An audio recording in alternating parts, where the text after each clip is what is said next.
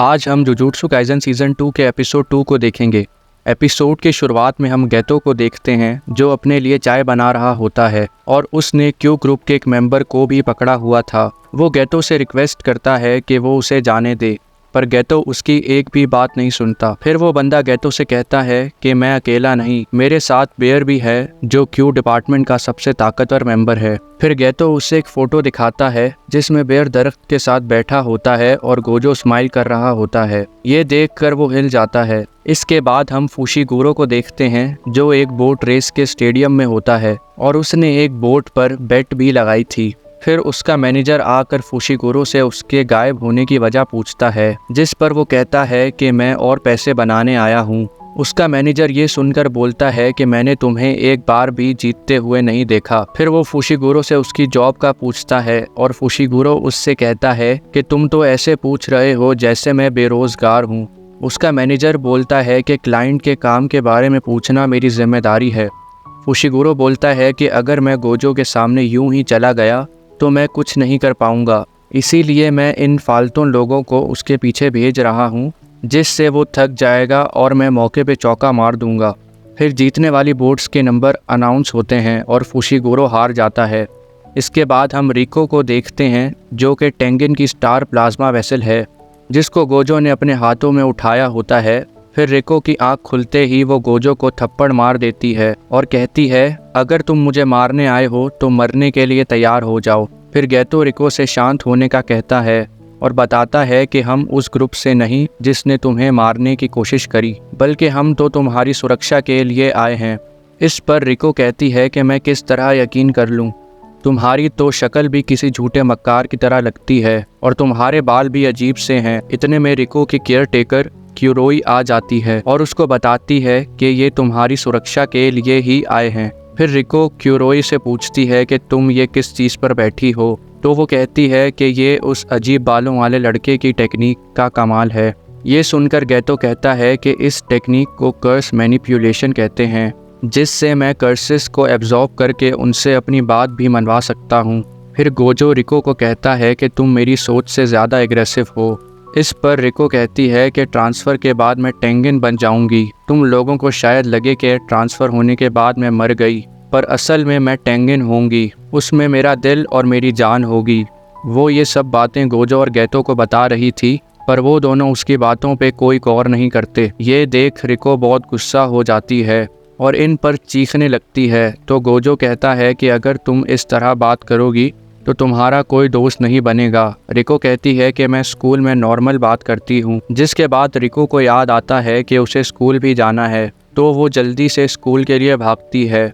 इसके बाद गोजो यागा से कॉल पे बात करते हुए बोलता है कि हम उसे जुजुत्सु हाई ही लाना चाहते थे, पर वो जिद करके अपने स्कूल चली गई। यागा उसको कहता है कि ये टेंगिन का हुक्म है कि तुम उसकी हर बात मानो, क्योंकि इसके बाद उसकी कोई ज़िंदगी नहीं। फिर क्यूरोई बताती है कि रिको की कोई फैमिली नहीं, उसकी फैमिली की बचपन में ही एक एक्सीडेंट में डेथ हो गई थी, तब से लेकर अभी तक मैंने उसका ख्याल रखा है। तो गेतो बोलता है, इसका मतलब तुम ही उसकी फैमिली हो। वो कहती है कि मैं चाहती हूँ कि रिको के पास कितना भी वक्त बाकी है वो अपने दोस्तों के साथ गुजारे। फिर गेतो गोजो को रिको के पास जाने को कहता है, क्योंकि उसकी 2 कर्स्ड स्पिरिट्स को किसी ने मार दिया था, जिसके ज़रिए से वो रिको पे नज़र रखे हुए था।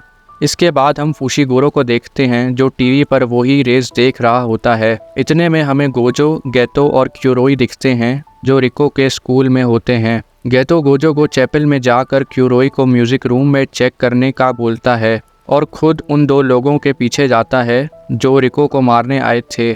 फिर हम फुशिगुरो को देखते हैं जो अभी भी कुछ खा रहा होता है और अपने मैनेजर से बात करते हुए पूछता है कि क्या वो जुजुत्सु हाई वापस नहीं गए। मैनेजर बताता है कि नहीं। इस पर फुशिगुरो खुश होता है और बोलता है कि अब जो लोग बाउंटी देखकर रिको के पीछे जाएंगे तो वो बेवकूफ़ होंगे।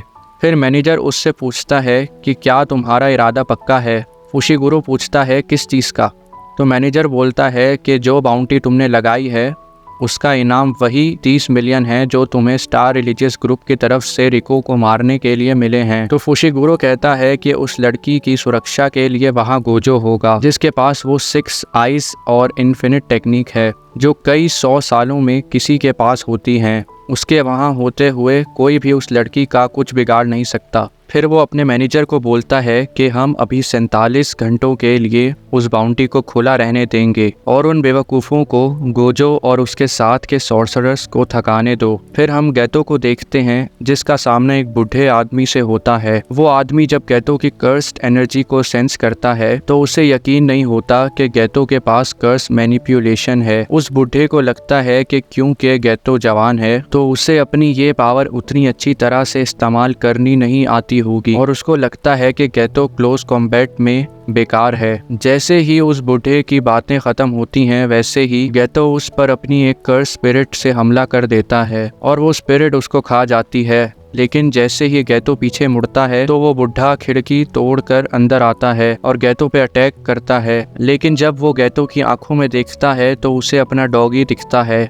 और इतने में गैतो उस बुढ़े को मार मार कर उसकी शक्ल बिगाड़ देता है। फिर गैतो उससे पूछता है कि क्या तुम ग्रुप क्यू के मेंबर हो, पर वो कोई जवाब नहीं देता। फिर हम गोजो को देखते हैं जो चैपल में पहुंचकर रिको को आवाज़ देता है, पर वहाँ रिको के साथ उसकी दोस्तें भी थीं और वो गोजो को देख रिको को तंग करने लगती हैं और उससे पूछती हैं कि क्या गोजो उसका बॉयफ्रेंड है। तो इस पर रिको उनको डांट देती है और कहती है कि फालतू बात मत करो। और इतने में गोजो रिको को लेकर वहाँ से चला जाता है। गोजो रिको को उठाता है और वहाँ से जुजुत्सु हाई के लिए निकल जाता है।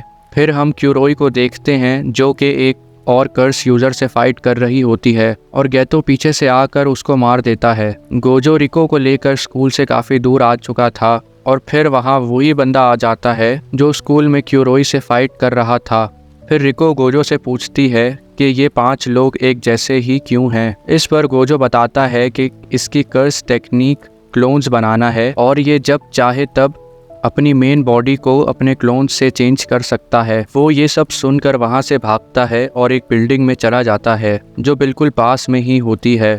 तो गोजो बिल्डिंग का शीशा तोड़कर अंदर जाता है, उसको हवा में उठा लेता है और अपनी रिवर्स कर्स टेक्निक का इस्तेमाल करता है जो कि नहीं चलती और वो बंदा गोजो की टेक्निक के डर की वजह से आंखें बंद कर लेता है और गोजो उसके मुंह पर मुक्का मार देता है। फिर रिको को एक मैसेज आता है जिसमें क्यूरोई को किडनैप कर लिया गया था। इसी के साथ एपिसोड नंबर 2 समाप्त होता है। मिलते हैं आपसे अगली वीडियो में। Bye bye.